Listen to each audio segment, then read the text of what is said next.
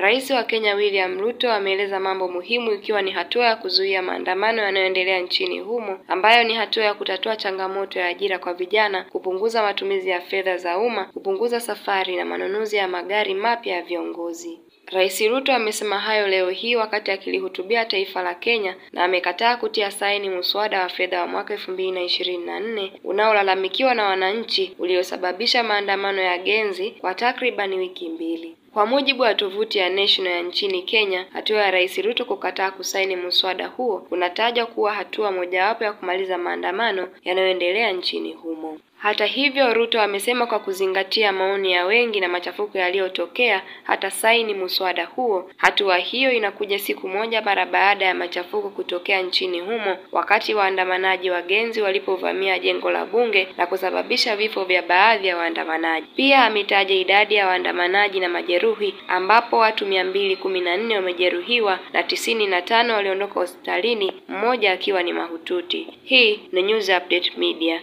On the continuing conversation around the content of the Finance Bill 2024, and listening keenly to the people of Kenya who have said loudly that they want nothing to do with this Finance Bill 2024, I concede, and therefore I will not sign the 2024 Finance Bill, and it shall subsequently be withdrawn, and I have agreed with these members that that becomes our collective position.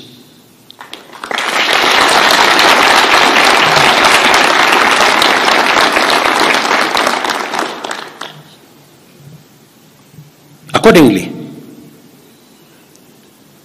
there is need for us as a nation to pick up from here and go into the future. And I am therefore proposing that because we have gotten rid of the Finance Bill 2024, it is necessary for us to have a conversation as a nation going forward. How do we manage the affairs of the country together?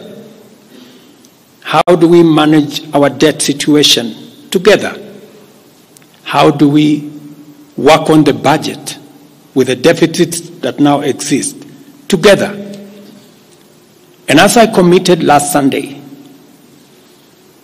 I will be proposing an engagement with the young people of our nation,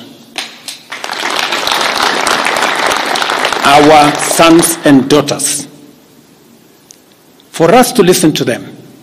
As I said on Sunday, listen to their views, listen to their proposals, their ideas, their concerns, and what they think we should do better as we go forward.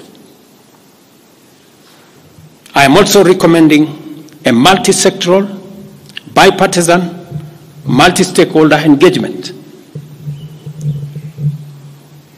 from civil society, religious organizations, professional bodies, for us as a nation to speak to the future of our country, again, together. And this will be on matters that are contained in the bill and matters that the people of Kenya have canvassed in the conversation that has been going on. About 214 Kenyans were involved in various skirmishes, and many of them went to hospital. 95 of them were treated and released. Some of them, I think one is still in ICU, and others, I think 14, the minister is here, are still in hospital. But majority of them were treated and released yesterday. As I have told you, on those who lost their lives, there will be a mechanism of how they will be accounted for. On the young people whom you have said, how do we listen to them? Let me say the following. Number one, I did make a very clear, determined program to create opportunities for young people to work. It was in our manifesto. It is in my plan. As I talk to you, 3 of the programs are going on. The housing program today has 160,000 young people working as engineers, as architects, as quantity surveyors, plumbers, masons, carpenters, artisans, transporters, accountants. We have 160,000 young people working, because I did take the decision that if we don't deal with millions of young people out of school, out of college, who have certificates and they don't have jobs, they will soon become a very big challenge for us as a country, as we are witnessing at the moment. All the young people you see, they are looking for opportunity. They are looking for jobs.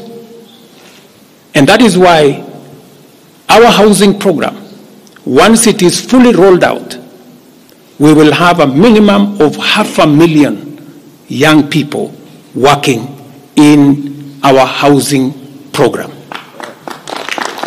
Number 2, I have been very clear on making sure that additional to our housing program is our digital infrastructure, the digital superhighway, the digital hubs, and the whole ecosystem of what we are doing in creating digital jobs. I was in Ruto with Honorable Kingara, he's right there, not more than a month and a half ago, launching a hub that will hire 4,500 young people under CCI. In this budget, we had added 10 billion shillings to CDF for them to be able to construct ICT hubs in each ward in the Republic of Kenya. That would give opportunities for 200 to 300 young people in every ward to access internet, to be trained, to have a hub, and to monetize their digital skills. We will still find another way of implementing this plan, even if we have to cut back on CDF, if that is what is going to happen.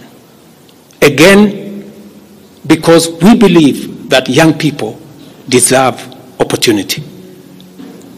As I talk to you, we just concluded 3 bilateral agreements, one of them with Germany, on export of labor. Because we have negotiated with many countries who are interested in the high skills of Kenyan labor. And we have an ecosystem, we now have a plan on how we are going to make sure that the young people in Kenya get opportunities to work either in Kenya or outside Kenya. In fact, just last week, I saw on the headlines of one of the dailies, a gentleman from my village, he was put on the headline. And he said he operated from where I used to operate selling chicken. That's why they put him in the headline.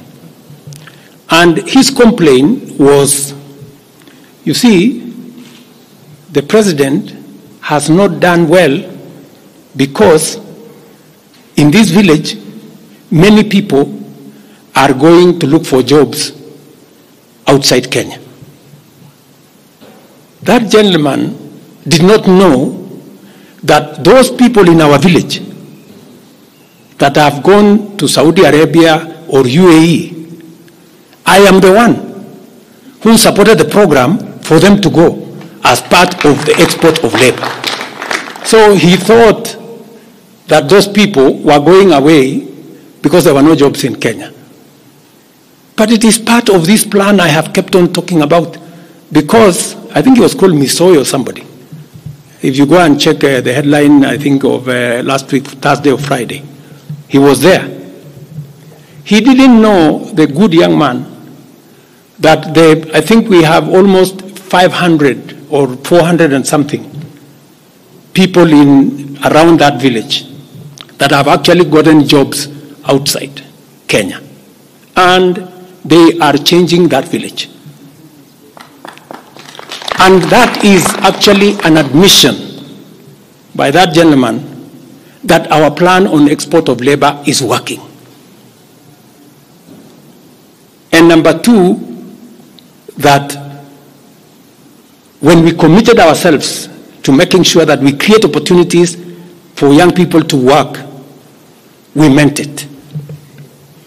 So we have a program on housing, we have a program on digital jobs, we have a program on export of labor, we have a program on the whole manufacturing sector.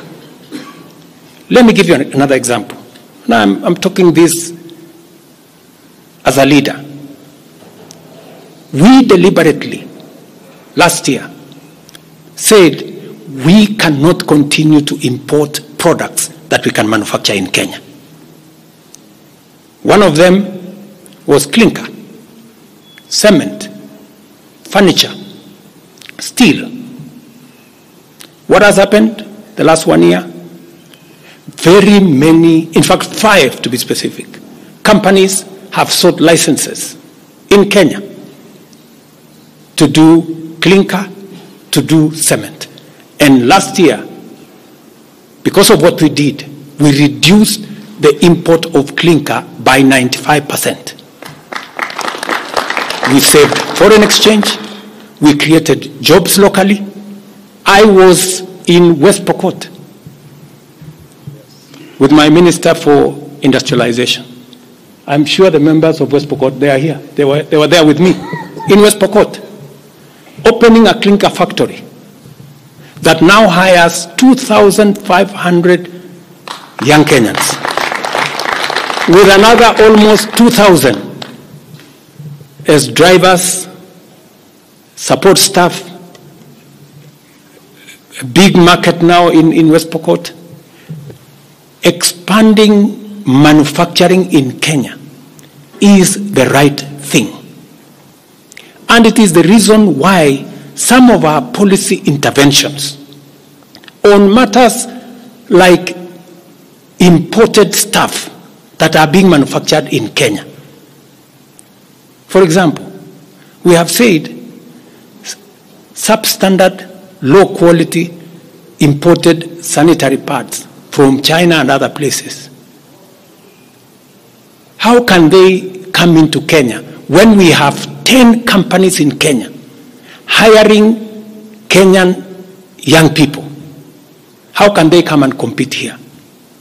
All the products that we are manufacturing locally, we must protect our local industries so that they create jobs locally, so that they create opportunities locally.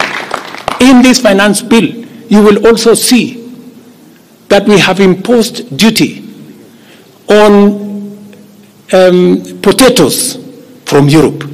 Surely, how can we continue importing potatoes from Europe? And we have farmers right here in Kirinyaga. We have farmers right here in Nyandarua, in Molo, in Timau. How can we justify, how can anybody take offense that we have imposed duty on imported potatoes? We have put duty on imported eggs, on imported onions. Because we must protect our local farmers. Every country does that. Every country does that. I was negotiating with the Prime Minister of India because they are imposing duty on our avocados. I was in Korea negotiating with the government of Korea because they are imposing duty on our tea, on our coffee, and on our macadamia, including our avocados. Every country does that to protect their market, unless there is a mutual agreement. So these are amongst the things we are doing to make sure that we grow our local manufacturing, create local jobs, create local wealth. That is how we are going to move forward as a country. We cannot continue to be a supermarket for other people's factories. It is important that we also produce our own products. Our young people can produce products in Kenya which are of high quality, which are of international standard, and we can do that. So I just wanted to clarify this point because it is addressing the young people of our country. And I am looking forward to a conversation with my sons and daughters, the young people of this nation, to explain to them the opportunities that they have, and I want to listen to them. What additionally do they want me to do? What can we do better? And how can we move the country forward together? Thank you very much. Thank you, Excellency. That marks the end of the question session. Thank you very much, Your Excellency.